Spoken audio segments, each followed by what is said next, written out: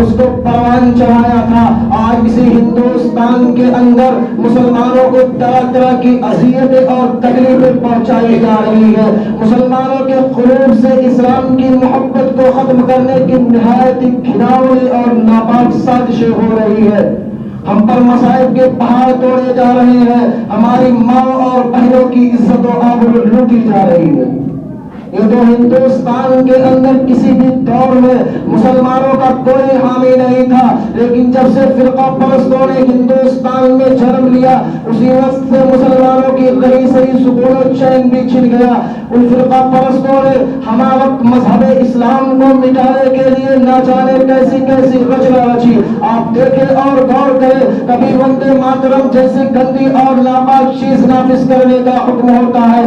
آج بھی بہت سارے اسکولوں میں یہ گیت گائے جاتے ہیں، آج بھی بہت سارے کالجوں میں یہ گیت گائے جاتے ہیں، آج بھی بہت سارے یونیورسٹیوں میں یہ گیت گائے جاتے ہیں. جس گیت کو ایک بار پڑھنے سے انسان خارج اسلام ہو جاتا ہے، جس گیت کو ایک بار پڑھنے سے مسلمان نہیں رہتا. آج وہی گیت ہندوستان کے مدارس و مکاتب میں بچوں کو پڑھنے کے لیے مجبور کیا جا رہا ہے. آج ہندوستان کے مدارس و مکاتب کو ختم کرنے کی نہایت گھناؤنی اور ناپاک سازشیں ہو رہی ہے. آج ہندوستان کے مدارس و مکاتب کو دہشت گردی کا اڈا قرار دیا جا رہا ہے اور یہ الزام لگایا جا رہا ہے کہ جتنے فسادات پیدا ہو رہے ہیں ان کے پیشوا اور لیڈر یہ ملا ہے، اسی لیے پہلے ان کو ختم کیا جائے. لیکن شاید ان کو معلوم نہیں کہ مسلمانوں کی جب تک سانس چلتی رہے گی اس وقت تک مدارس و مکاتب اور ہم دین اسلام کی حفاظت کرتے رہیں گے. کسی شاعر نے کیا خوب کہا ہے اور بالکل بجا کہا ہے کہ اسلام کی فطرت میں قدرت نے لچک دی ہے، اتنا ہی ابھرے گا جتنا کی دباؤ گے.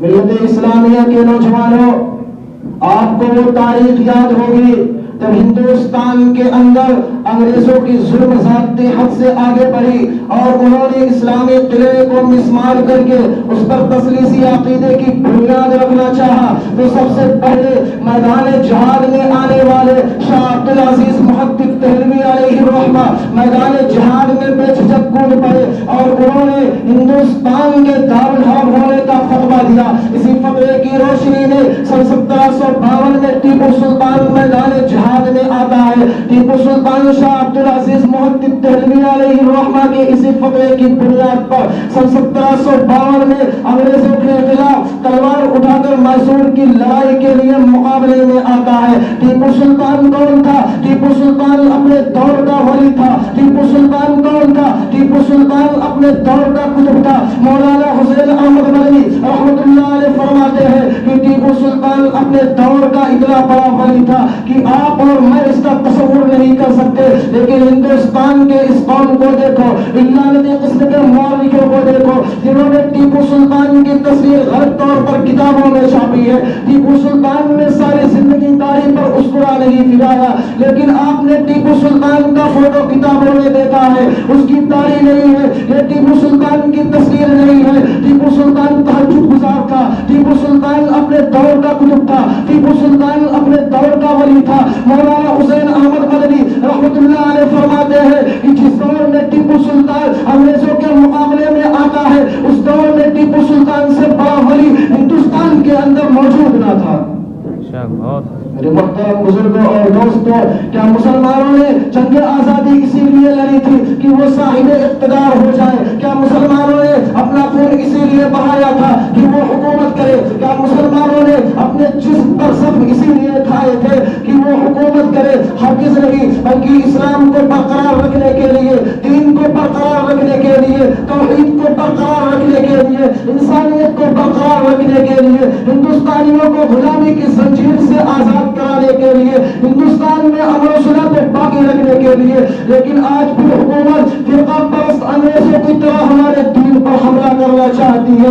مسلمانوں، اپنی کفرت کی چادر چاک کر کے عقل و ہوش کی زرہ پہن لو، اپنے اندر انقلاب پیدا کرو، اپنی تقدیر کو سنوار لو. قوموں کی تقدیر خود بنائی جاتی ہے.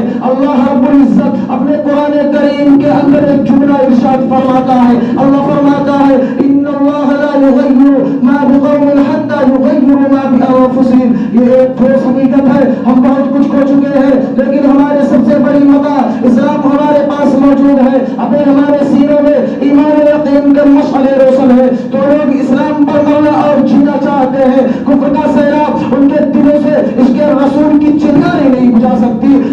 الحق یعلو ولا یعلی، یعنی حق ہمیشہ قائم اور سربلند رہتا ہے۔ اسلام ہمارے لیے وہ ڈھال ہے جو کفر کی ہر تیر کو روک سکتی ہے۔ اسلام ہمارے ہاتھوں میں وہ تلوار ہے جو ہر تلوار کو کاٹ سکتی ہے۔ اسلام روشنی کا وہ مینارہ ہے جو ظلمت کی گھٹاؤں کو ختم کر سکتا ہے۔ اسلام وہ چشم حیات ہے جس سے زندگی کے دھارے پھوٹتے ہیں۔ اسلام وہ دھار ہے جو ہمارے سفینوں کو ساحل مقصود تک پہنچا سکتی ہے۔ مسلمانوں، آج تمہاری عزت و آبرو کے امتحان کا وقت آ چکا ہے۔ آج تاج محل کے پرشکو عمارت تم سے فریاد کر رہی ہے، آج لال قلعہ کی دیواریں تمہیں آواز دے رہی ہے، آج قطب مینار تمہارا مرثیہ پڑھ رہا ہے، آج جامع مسجد کی دلخراش شہادت تمہاری خودداری کی تارے رماق کو جھنجھوڑ رہی ہے۔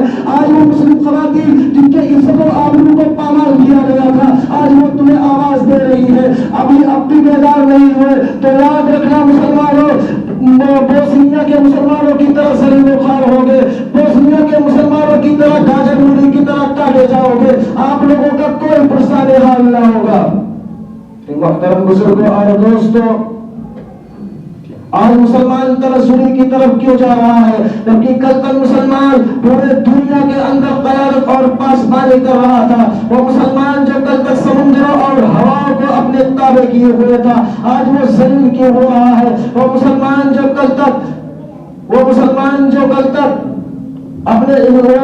جن کے چہروں کو دیکھ کر دشمن بھی اپنی جوان لڑکیوں کو سال ہر سال ان مسلمانوں کے پاس چھوڑ کر جایا کرتی تھی، آج وہ غداری کے ساتھ کیوں متہم ہو گئے ہیں؟ میرے ذہن میں جب ان سوالاتوں نے گردش کی اور میں پریشانی کا شکار حال ہوا تو اللہ رب العزت نے میرے ذہن میں قرآن کریم کی ایک چھوٹی سی آیت ڈال دی۔ اللہ فرماتا ہے لقد کان لکم فی رسول اللہ اسوۃ حسنہ، تمہارے لیے آپ صلی اللہ علیہ وسلم کی زندگی ایک بہترین نمونہ ہے۔ جب تک مسلمان آپ صلی اللہ علیہ وسلم کے طریقے پر تھا، مسلمان کامیاب تھا، جب تک مسلمان صحابہ کی اتباع کر رہا تھا، ہدایت پر گامزن تھا، جب تک مسلمان قرآن و حدیث کے مطابق فیصلہ کرتا تھا، پوری دنیا اس کے فیصلے کو مانتی تھی، جب تک مسلمانوں نے آپ صلی اللہ علیہ وسلم کے طریقے کو نہیں چھوڑا، دنیا کی کوئی سپر پاور طاقت مسلمانوں سے مقابلہ کرنے سے ڈرتی تھی۔ یہی وجہ تھا کہ اگر وہ مرے بھی تو کامیابی کی موت مرے، لیکن جب مسلمانوں نے آپ صلی اللہ علیہ وسلم کے طریقے کو چھوڑ دیا، قرآن و سنت کو بھلا دیا، صحابہ کرام کی اتباع کو حقیقت سمجھا، قرآن و حدیث کے فیصلے کو نہیں مانا، تو آپ سوچو اور غور کرو کہ مسلمان ذلت کے گہرے گار میں نہیں جائے گا پھر کہاں جائے گا؟ مسلمان ہلاک نہیں ہوگا پھر کیا ہوگا؟ مسلمان برباد نہیں ہوگا تو پھر کیا ہوگا؟ اگر آج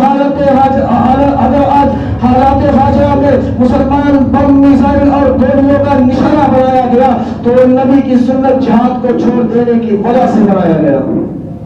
میرے محترم بزرگوں اور دوستوں، اسی لیے جب بھی آپ کو وقت ملے تم مرد مجاہد کی طرح میدان جہاد میں کہتے ہوئے کود پڑو کہ باطل سے ڈرنے والے اے آسمان نہیں ہم 100 بار کر چکا ہے تو انتہا ہمارا۔